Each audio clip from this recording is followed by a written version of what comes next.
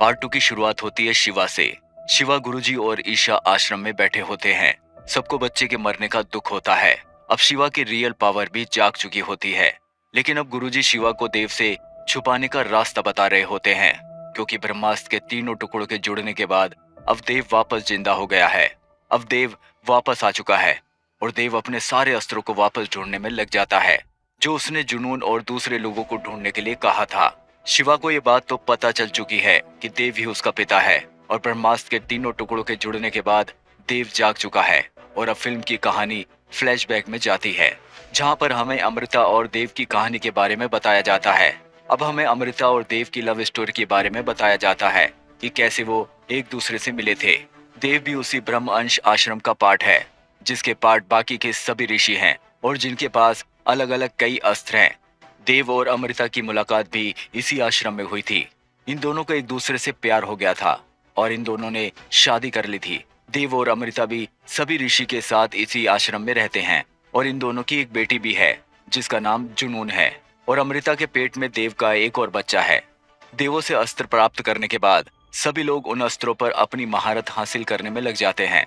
सभी लोगों को अलग अलग अस्त्र मिले थे। इन सब के साथ देव को भी अग्नि अस्त्र मिला था और अमृता को जल अस्त्र मिला था।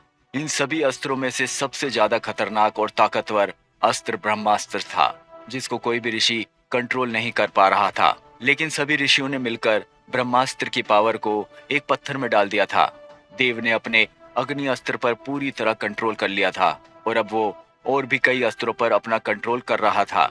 धीरे धीरे करके देव ज्ञान अस्त्र, अग्नि अस्त्र और भी कई अस्त्रों पर अपनी महारत हासिल कर लेता है।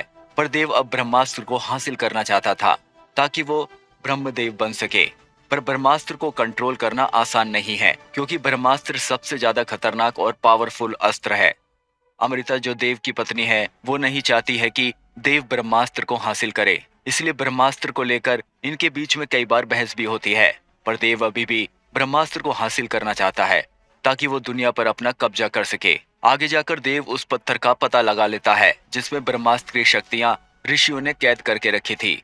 देव को ये पत्थर एक आइलैंड पर मिलता है। देव का पीछा करते करते अमृता भी वहां पर पहुंच जाती है। अमृता देव को समझाती है कि तुम्हें इस ब्रह्मास्त्र को हासिल नहीं करना चाहिए, पर देव नहीं मानता। इसलिए इन दोनों के बीच में लड़ाई शुरू हो जाती है। देव अपने अग्नि अस्त्र से अमृता के ऊपर वार करता है, पर अमृता अपने जल अस्त्र से देव के अग्नि अस्त्र को शांत कर देती है। लंबे समय तक इन दोनों के बीच में लड़ाई चलती है, पर आखिर में अमृता इस लड़ाई में जीत जाती है, क्योंकि वह अच्छाइयों के लिए इस लड़ाई को लड़ रही थी। आखिर में अमृता उस पत्थर के 3 टुकड़े कर देती है, जिससे देव भी एक मूर्ति के अंदर कैद हो जाता है। आगे जब ब्रह्मास्त्र के ये तीनों टुकड़े मिलेंगे, तभी देव जीवित होगा और तभी कोई इस ब्रह्मास्त्र को हासिल कर पाएगा। अमृता सोचते है कि अगर एक साथ इन तीनों पत्थरों को रखा गया तो कोई आसानी से इन पत्थरों को प्राप्त कर लेगा। लेकिन अमृता इन 3 टुकड़ों में से एक टुकड़े को अपने साथ ले जाती है। अमृता अपनी शक्तियों को त्याग देती है और आश्रम से दूर जाकर एक नॉर्मल इंसान की तरह रहने लगती है। कुछ समय बाद जहाँ पर बाकी के 2 टुकड़े थे, वहाँ पर आश्रम के बाकी के सभी लोग भी पहुँच जाते हैं। उसके बाद पता चलता है कि देव एक मूर्ति में बदल चुका है और वे सोचते हैं कि अमृता भी मर चुकी है। आश्रम के लोगों को पता चल जाता है कि ब्रह्मास्त्र के पत्थर के टुकड़े हो चुके हैं। उन्हें वहाँ पर सिर्फ 2 ही टुकड़े मिलते हैं। गुरुजी, जिसका रोल फिल्म में अमिताभ बच्चन ने निभाया है, वो एक पत्थर को मोहन यानी शाहरुख खान को दे देते हैं, जिसके पास वानर अस्त्र है, और दूसरा टुकड़ा अनीश शेट्टी यानी नागार्जुन को दे देते हैं, जिसके पास नंदी अस्त्र है, और तीसरा टुकड़ा खुद अमृता के पास है।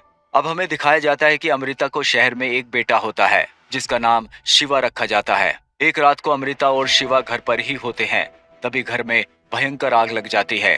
अब अमृता के पास उसका जल अस्त्र भी नहीं है, इसलिए वो आग को नहीं रोक पाती और जलकर मर जाती है। पर शिवा को कुछ नहीं होता, क्योंकि उसके अंदर उसके पिता देव की तरह ही अग्नि अस्त्र की शक्तियां हैं, जिसकी वजह से वो बच जाता है।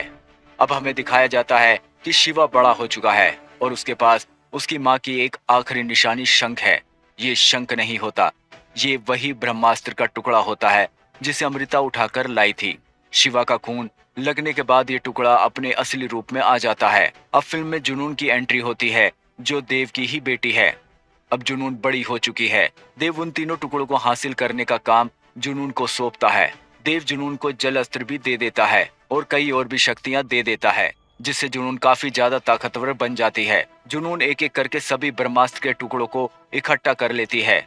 आखिर में जुनून उस टुकड़े को भी हासिल कर लेती है जो शिवा के पास था। जुनून इन तीनों टुकड़ों को जोड़ देती है, जिसके बाद ब्रह्मास्त्र की शक्तियों से पृथ्वी का विनाश होना शुरू हो जाता है और देव भी जीवित हो जाता है। अब कहानी अपने फ्लैशबैक से बाहर आ जाती है। अब हमें दिखाया जाता है कि देव जीवित हो चुका है और गुरु शिवा को देव के बारे में बता रहे हैं कि कैसे वो मूर्ति में कैद हुआ था और वो क्यों ब्रह्मास्त्र को हासिल करना चाहता है। गुरुजी कहते हैं कि देव ब्रह्मास्त्र को इसलिए हासिल करना चाहता है ताकि वो दुनिया का अंत कर सके और अपनी भी एक नई दुनिया बसा सके। इसी वजह से शिवा की माँ ने भी देव को ब्रह्मास्त्र हासिल नहीं करने दिया था और उसे एक मूर्ति में कैद कर दिया था।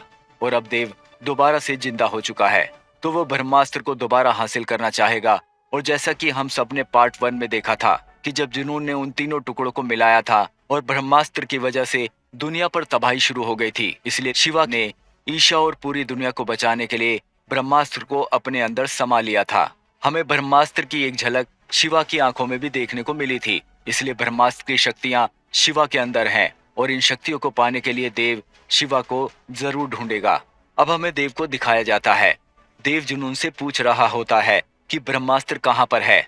जुनून बताती है कि ब्रह्मास्त्र को एक आश्रम के व्यक्ति ने अपने अंदर समा लिया है। देव पूछता है कि उसके अंदर इतनी शक्तियां कैसे आई, जिससे कि वो अपने अंदर सबसे खतरनाक और पावरफुल ब्रह्मास्त्र को अपने अंदर समाये हुए है। जुनून बताती है कि उसके पास भी आप ही की तरह अग्नि अस्त्र है।